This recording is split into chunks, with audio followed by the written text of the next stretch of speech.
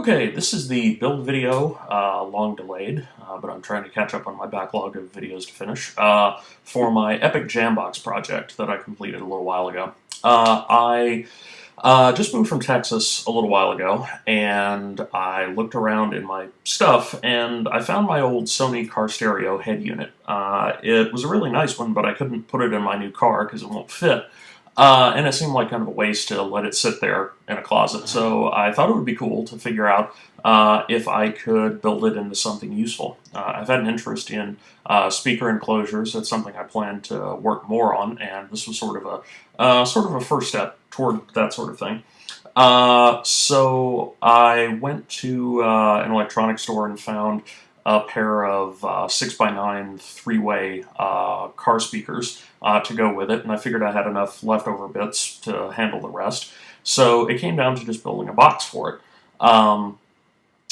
Unfortunately, I didn't take much in the way of video during the project, so you'll have to make do with some boring stills.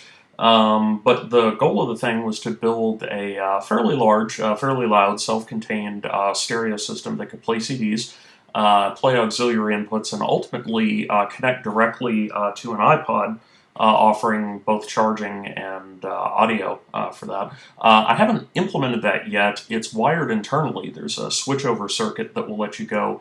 They'll let you feed either from a pair of RCA audio jacks on the top of the thing, or to take audio from a USB port that you'll see up on the top. And I got a iPod breakout adapter from SparkFun that I'm going to use to wire up into an adapter cable, passing power on the power leads of the USB port, and then passing left and right audio on the data pins. It's kind of non-traditional, but it seems like it should work, and it's not like it's using those pins for anything anyway.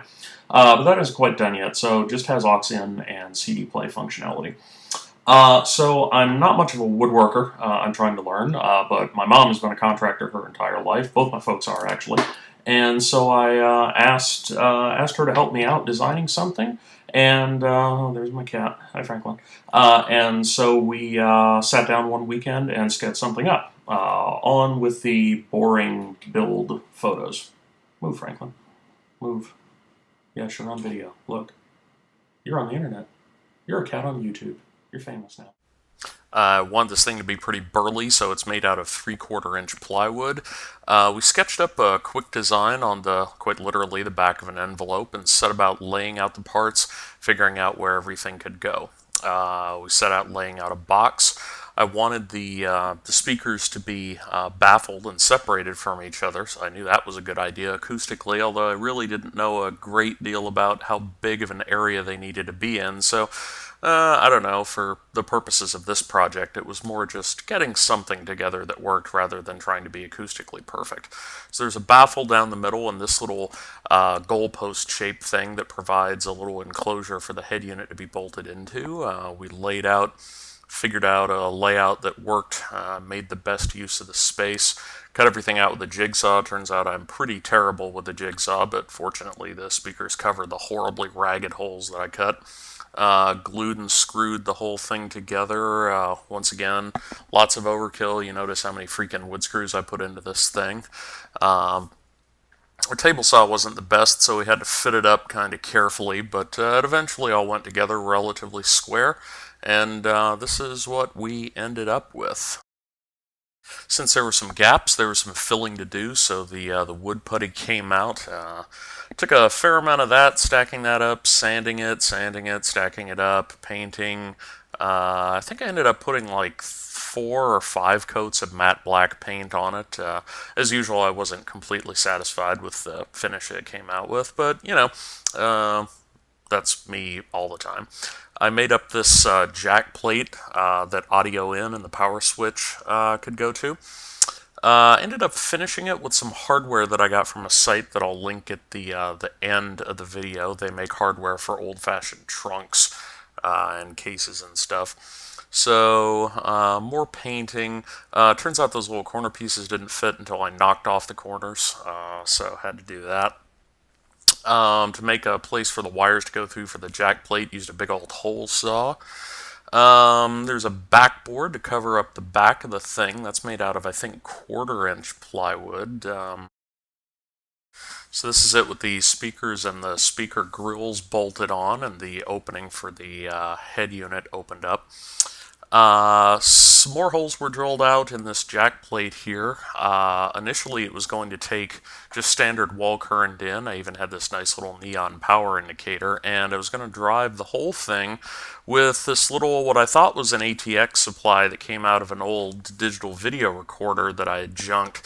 Unfortunately, it turned out to not be ATX, or maybe I just wasn't smart enough to get it to turn over, but this power supply just absolutely refused to work, which was kind of a bummer. I didn't figure that out for a little while, though, so this is more wiring toward that failed opportunity. I rigged up a little selector switch so that you could feed external inputs into the head unit here. I also wanted there to be an iPod dock, which I'll talk more about later. When I found out the power supply didn't work, I thought about what the next most obvious big beefy 12-volt power supply I could think of was, and that was a power supply for an Xbox 360. Those things are cheap, and I crank out a lot of amps at 12 volts, so I modified one of those to put a standard little Molex connector on it.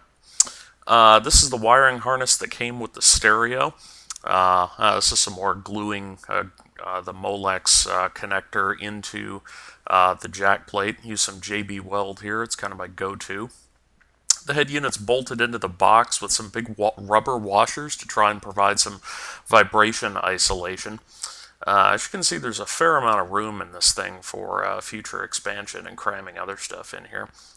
This is a little USB dock that in time we'll have a cable wired to it to allow iPods to be plugged in, although I haven't wired that cable yet.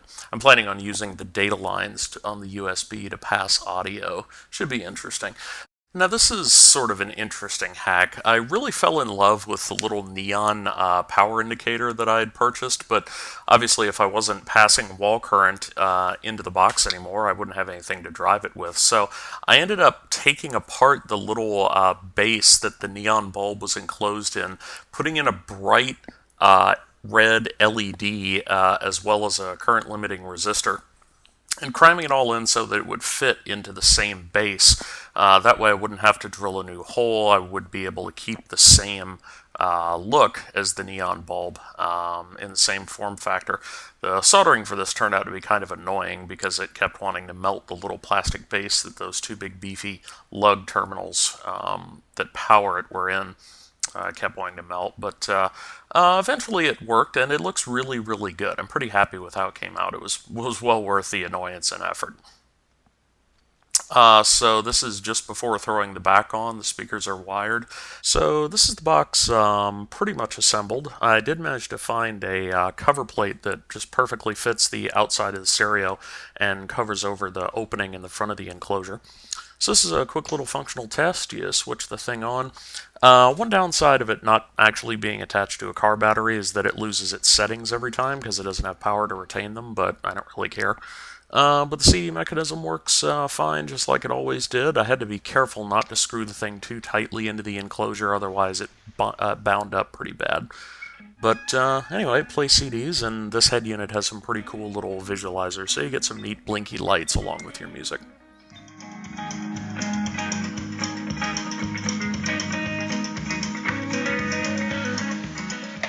So this is a picture of the completed unit. One little feature I added on was to add some drawer handles or drawer pulls, two on either side of the stereo head unit and two on either side of the jack plate. The idea of those being, you know, if you load this thing in the back of your truck with a bunch of other stuff to keep stuff from sliding into it and damaging the little plastic bits and switches. There's also handles on either end for carrying. There are also some little feet screwed into the bottom that you can't see to keep it up off the floor and to keep it from marring any surface you put it on. You can see the USB port is being used. In this shot, it's just being used for charging. It's plugged into my Android phone. And there's a cable going from the audio output of my phone into the aux in of the box. So it works pretty well.